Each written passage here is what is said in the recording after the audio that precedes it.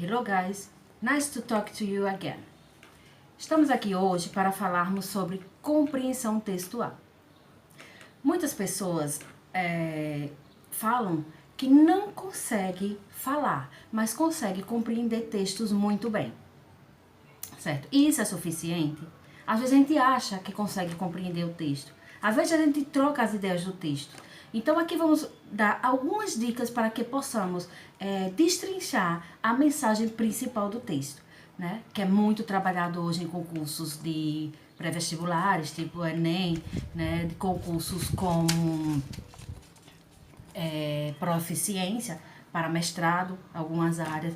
E precisa falar inglês? Não, não precisa falar, mas precisa ter alguma familiaridade sim, né? Com textos, né? Ter algumas técnicas que vai ajudar a gente a entender a mensagem central do texto. E que técnica seria essa? Vamos lá. Um dos fatores importantes que a gente precisa aprender é cuidado com os falsos cognatos, certo? O que é isso? São os false friends. São palavras muito parecidas com as de português, mas que em sua tradução tem significado totalmente diferente. Então, gente, cuidado. Não saia lá procurando um monte de palavras no texto, achando que a tradução é realmente aquela, né? É uma das dicas. Possa ser que seja, tem palavras que são muito similares, sim, são. Mas tente entender e estudar os falsos cognatos, para que não seja pego de surpresa, ok? Palavras como application, né? Ela não significa aplicação, ela significa inscrição. Palavras como balcony, que quer dizer sacada e não balcão. College, que não quer dizer colégio, quer dizer faculdade. Data, que não quer dizer data, quer dizer dados. Fabric, que não quer dizer fábrica, né? Quer dizer tecido. Parent, que não quer dizer parentes, quer dizer pais. Realize, né? Parece muito, essa palavra parece muito mesmo em texto. Realize, que não quer dizer realizar, quer dizer perceber, certo? E taxes, que não quer dizer táxi, quer dizer imposto, certo? Então essa palavra tax não quer dizer tax, nem taxa, ela quer dizer imposto. Dica número 2. A ordem das palavras em um texto, em uma frase, não é a mesma regra de ordem do português, certo? Como assim? Por exemplo, no português é comum termos o substantivo primeiro e depois o adjetivo. No inglês já é o contrário, o adjetivo vem primeiro, depois o substantivo, né? Uma outra dica é preposição. Nem sempre aquela frase lá que foi construída com preposição em português ela será com preposição em inglês, certo? Aí você vai ter que estudar um pouco preposição. Alguns verbos, algumas palavras, elas vão demandar, elas vão ter característica própria de demanda dessa preposição. Uma outra dica, e essa eu acho que não é a dica, ainda continua aí nessa ordem de pensamento das palavras, é a ordem de tradução de certas palavras. Por exemplo, cuidado, não se atrapalhe com os substantivos em cadeia, né? Naquelas palavras que tem vários substantivos em sequência. Quando isso acontecer, o que é que você faz? Como é que você traduz? Vai traduzir nessa ordem? Não. A dica é, se forem todas substantivos, faça o contrário. Em vez de traduzir 1, 2, 3, volte. Traduza primeiro 3, depois o 2, depois o 1. E aí você vai ter uma estrutura, né, correta da frase em inglês.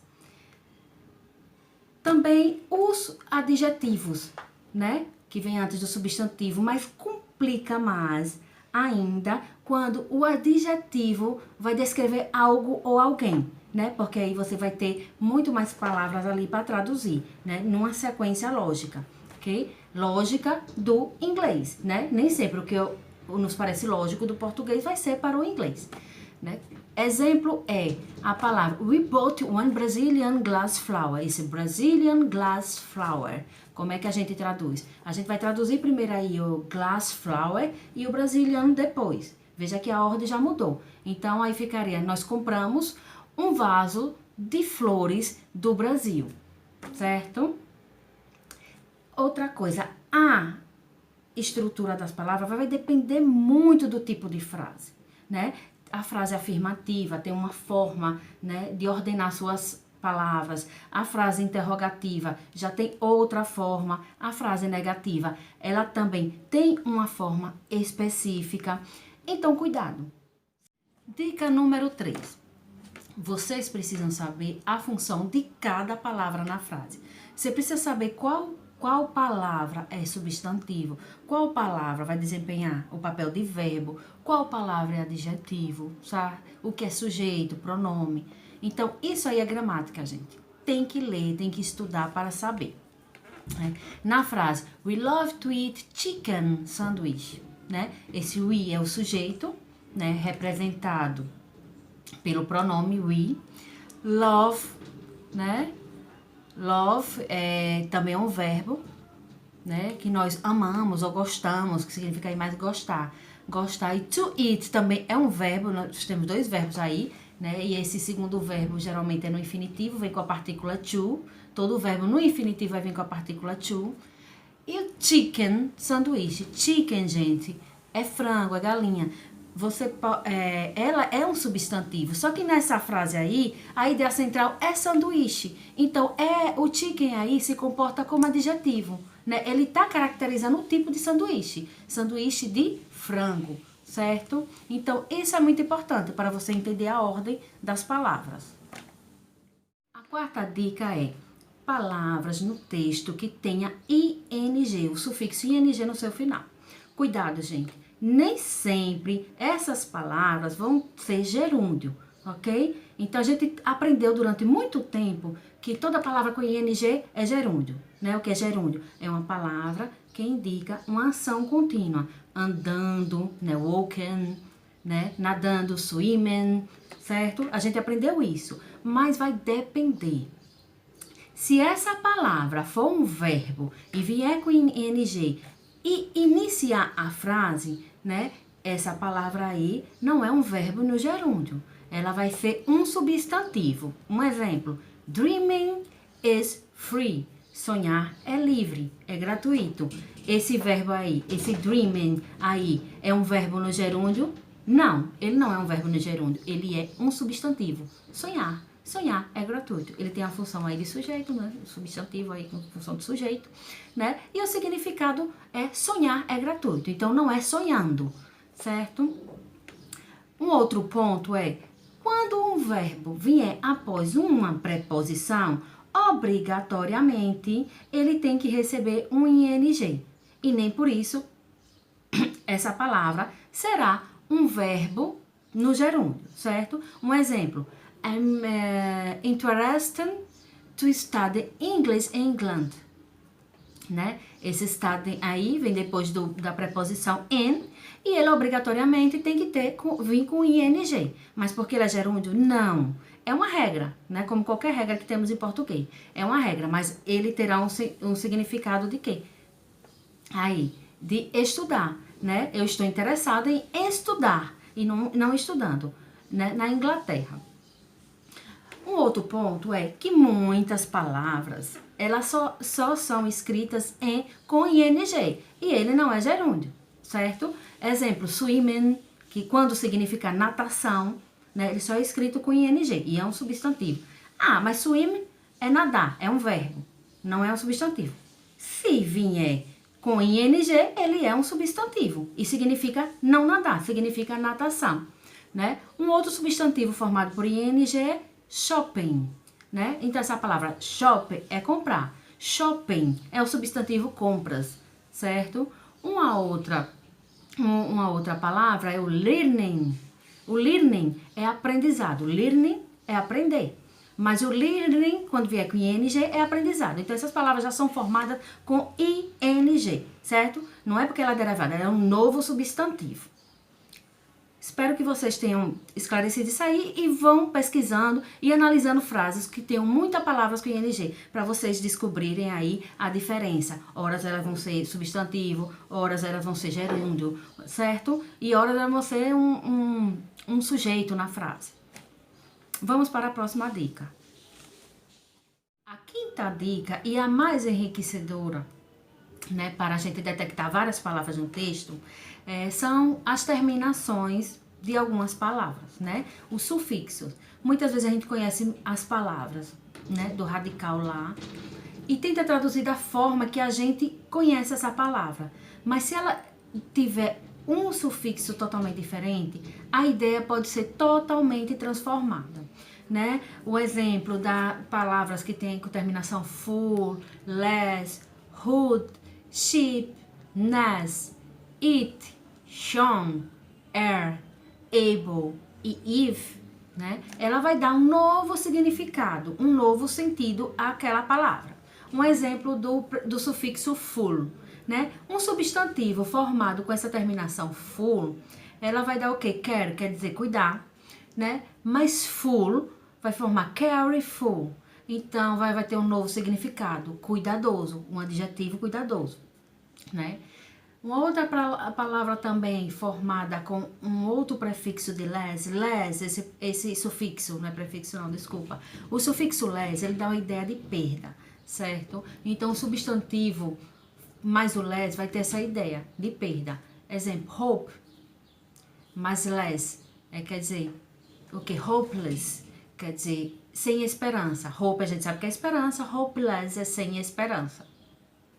Um outro sufixo formado ao final, composto ao final de um substantivo, né, é o hood, né? Esse substantivo ele vai dar uma ideia de forma de substantivo abstrato. Então, a palavra, quando for um substantivo mais o hood, ele vai ter um significado de substantivo abstrato. Um exemplo é child, que é criança, mas o hood forma childhood e significa infância. Substantivo abstrato, infância. Quer ver um outro substantivo, mas o hood que forma um substantivo abstrato é o neighbor. Neighbor, que quer dizer vizinho, mas o hood quer dizer neighborhood. Neighborhood, que quer dizer vizinhança. Um outro substantivo formador com o sufixo ship, ele também vai dar uma ideia de substantivo abstrato. Então, toda vez que você vê uma palavra substantiva com essa terminação ship, ela vai formar uma nova palavra, que vai ser um substantivo abstrato. Um exemplo, relation, que é relação, mas o ship forma a palavra relationship, relacionamento, né? Formou uma nova palavra, um substantivo abstrato. Quer ver uma outra palavra que a gente conhece, mas formada com o sufixo formou uma nova palavra? Exemplo, friend, né? Quer dizer amigo. Mas existe a palavra também friend mais o ship, que quer dizer friendship, né? Que já vai formar um novo substantivo abstrato, que é amizade. Outra palavra também que a gente tem que prestar atenção são palavras compostas por verbo. Às vezes a gente conhece até aquele verbo, mas a terminação daquele verbo é formado com shon, né? Shon. Então a gente vai ter a ideia de estado, ação ou instituição, né? Essa tradução tem que ser voltada para essa ideia de estado, de ação ou instituição. Um exemplo, né? Define, que é definir, mas shon, definition, então quer dizer definição. Uma outra palavra também é discuss, mas shon. Discurso a gente sabe que é fala, né? Mas discussion quer dizer o quê? Discussão, né? Já formou uma outra palavra. E também temos o sufixo er, né? A gente vai lá encontrar muitas palavras com essa terminação, né? Que provavelmente será um verbo mais e vai formar uma nova palavra, né? E geralmente essas palavras, ela vai formar uma nova palavra em que será um agente de alguma ação. Um exemplo, bank, a gente sabe que é banco, mas com a terminação R, banker, né? A gente transformou em quê? Em banqueiro, tá vendo? Que é uma pessoa, um agente da ação. Quer ver outra palavra? Dry. Dry é secar, mas com a terminação R, ficou dryer. E aí o significado passou a ser o quê? Secador. É o agente da ação, de secar. Não é o secador da pessoa, mas é, né, alguém que está secando ou um próprio aí substantivo, certo? Tem mais alguma coisa? Deixa eu ver aqui. A gente já viu várias dicas, né, gente? Com essas dicas, vocês têm como fazer uma boa interpretação de texto, certo? Deixa eu pensar aqui, né? Já vimos R. Ah, sim. Muitas palavras também a gente tem com o sufixo able, né? Que é o able, mas se fala able, né? É um verbo, né? Geralmente vai acompanhar essa palavra, o able, e vai formar um adjetivo. Quer ver uma palavra? Aí vamos pegar aqui uma dica, né? É o able mais able, available, disponível, né? Que é a mesma coisa do available, certo? E o significado passa a ser disponível. Uma outra palavra que a gente pode dar como exemplo é o sense mais o able, né? Que vai formar a palavra sensible. Sensible, né? Que quer dizer sensível, formou um adjetivo, sensível, certo? E um outro sufixo que pode ser encontrado em várias palavras, especialmente junto ao final de um verbo, é o if. O if. Então, um verbo mais esse sufixo if, ele vai formar um adjetivo, né? E vai ser bem similar com as palavras em português terminadas em tivo e evil, certo? Um exemplo, expand mais if, né? Expand é gastar e o if é um sufixo que juntado a esse verbo expand, ele vai formar um adjetivo com outro sentido. Um exemplo, expensive. Expensive, né? É caro, formou o adjetivo caro, certo? Então é isso, gente. Essas dicas dá para vocês fazerem uma excelente prova. Então treinem todas essas dicas, preste atenção e não se iludam, né? E não se iludam. Aí dá para você tirar mais de 70, 80%, né, de suas dúvidas para praticar, né, para realizar uma boa prova, certo? Gostou? Comente e conto com vocês. Qualquer dúvida é só postar.